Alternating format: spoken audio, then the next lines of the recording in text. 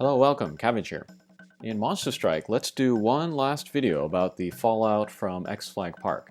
And then this will be about the updates to the normal quests and then kind of the rank system.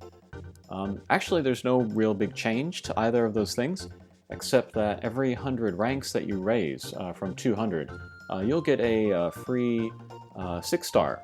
You'll get like a special gem, and then you can use that to pull the hatcher, and you'll get a guaranteed 6-star. I have those videos. I pulled 200, 300, and 400. I'll put that in another video sometime. But this video will be talking about how to raise your rank in a very efficient way.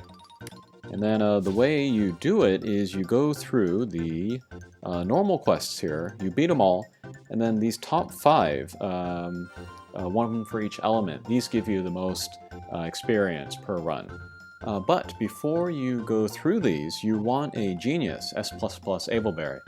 That will increase the number of, or the amount of experience that you get per run.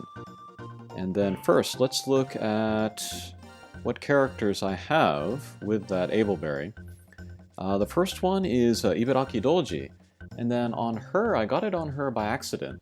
But this was very, very early when I started this JP account. And then she turned out to be great for doing the normal quests. She's pretty suited for it.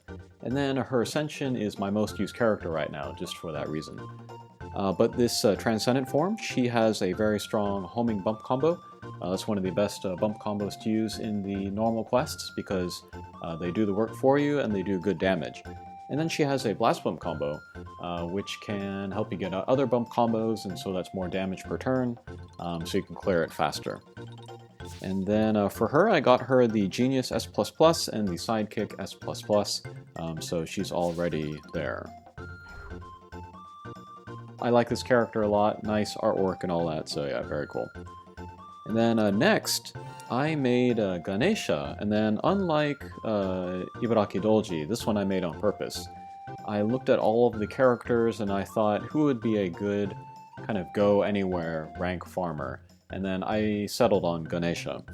But him too, he has the lock-on one-way laser, that strong bump combo, and then a blast bump combo. So yeah, he can get out other people's bump combos while also doing damage himself. But he is a Pierce, and then he has a 10-turn null everything strike shot.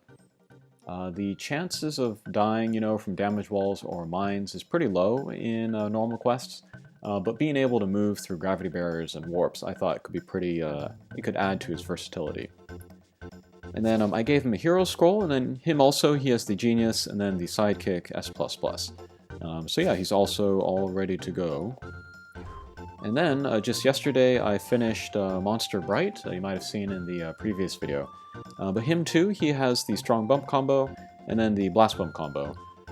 He is a Transcendent form, so he has 2 slots, so I didn't need to give him a hero scroll. Him also Genius and Sidekick. And then he's good for like different quests than Ibaraki Dolji or Ganesha, so that's why I chose him. But yeah, at least until you have 1, you need to work on that, I would say. Okay, and now you're probably expecting me to show you which normal quests are the best ones to go through. But before that, I'll show you kind of a secret, not too well known. This is the library. And then once in a while, the library will get the 4 times experience a day. So you can go through here and then, raise your rank that way. The quests that give you the most experience per run are these impossibles up here at the top. But they take some time, and then they also cost 30 of the library points. So that's kind of limiting. The second best option as far as like pure experience per run are these X missions here at the bottom. And then part of the reason for that is because there's actually 2 in 1. You play the normal quest and then you play the EX stage afterwards. These quests are so old that you can just bring some recent characters and just blaze through them really quickly and get a good amount of experience at the same time. And these only cost 10 library points per run. So yeah, you can play these more often. And so in the end, you'll get more experience than if you just play the impossibles. And they'll take less time overall as well. So yeah, that's a nice secret. Maybe wait for the next time the library gets the EXP boost. You're still going to want to bring the Genius Ableberry into there. Okay, but anyway, let's look at the normal quests. And then I guess we'll go from the top. First is Dark. Probably the best one here is the second one, the one in the middle. And then we'll flip to another video, and then we'll look at like the party that I use to farm through there. Okay, so here I'm making use of my Ganesha, and then as many Arthurs as possible. Mozart also is good in here, I think. But yeah, in order to really smooth the runs, you want to give all of your guys, sidekick S++ ableberries, of course. Mine do not have them here, so that's maybe why I wasn't able to finish the first stage in one turn. But that's the goal for these normal quests, is to beat them all in 5 turns, or 1 turn per stage, so like 5 perfects in a row. And then if you can do that, that'll be about 1.5 minutes per run that takes. If you don't get it in 5 turns, it can take maybe 2 minutes per run. And then 30 seconds might not sound like very much, but when you're farming as much as you need to, if you want to raise to rank 500 or 1,000 or beyond, those half minutes can really stack up.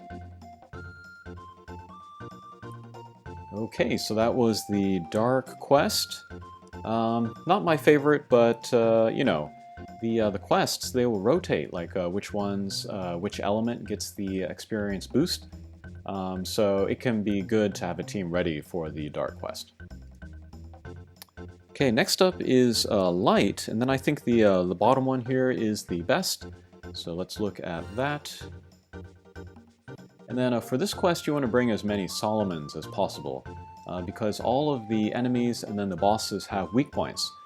Solomon has the weak point lock-on piercing shot. So yeah, the more of her, the better you can do there.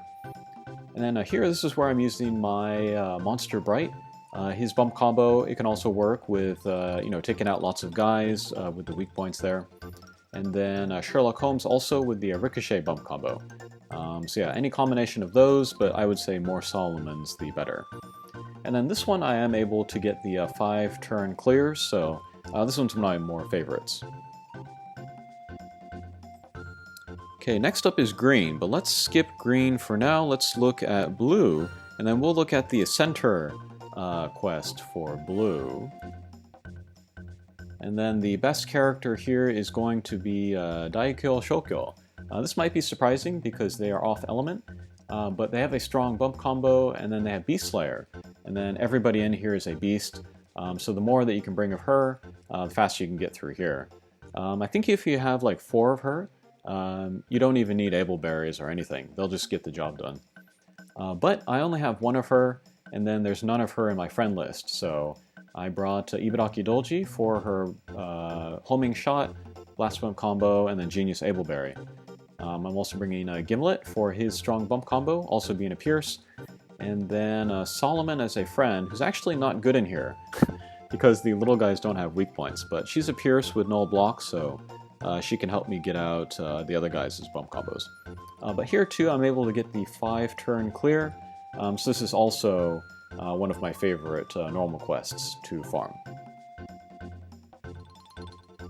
Okay, finally there are Green and Red, and then the popular ways to farm these is it's much more character dependent, and also Ableberry and Spirit Crest dependent. So it takes more time to set up and prepare, but if you can pull it off, you can get a 3-turn clear.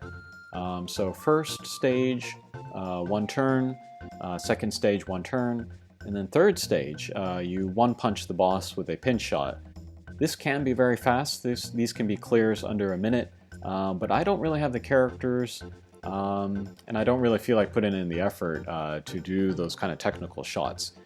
But there is a YouTuber named Yunmi, and then she's maybe one of the most famous normal quest farming YouTubers. So I'm just going to steal her videos. I'll put a link to her channel in the notes, but we'll look at her video, and then I'll try to explain like what she's thinking. But here is the Green quest. This is the top one, And then the third character is going to be a bounce character, Fire, with some kind of Slayer. She's using Fukahide because he has the Demi-Hume Slayer, but you can also use a Himiko. And then the other three characters, you want them to be Pierce with strong bump combos. And then you can kind of fiddle like with what Hatcher monsters you use to get the bump combos out to take down everybody. But yeah, Sesuna is good. I've seen her use Ganesha, actually. Alice, Takeda Shingen, Lewis Carroll.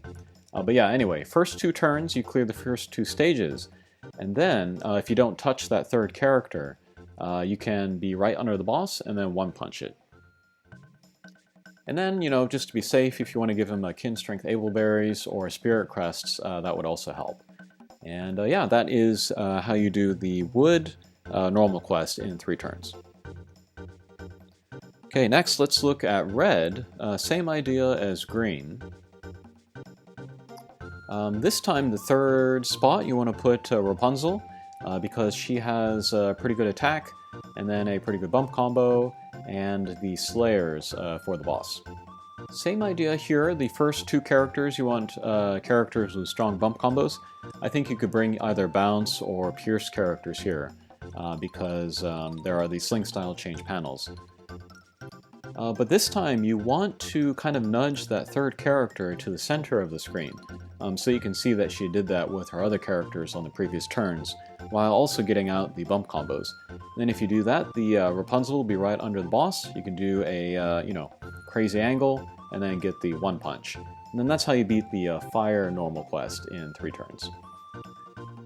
So, if you were looking at it like super long term, like you wanted to go for 1,000, which is crazy, and will take you months, then it might be worth looking into doing the green or the red quests. Otherwise, I would say for most people, the dark, light, and water quests would be better, and then just go for the 5-turn clears. But yeah, that is a look at the normal quest, how to raise your rank, and then I think I'll maybe go for 500. That's a nice even number. That'll get me over 300 stamina, and then I can pull for the limited character later. Okay, hopefully that was helpful, and we'll see you again. Take care.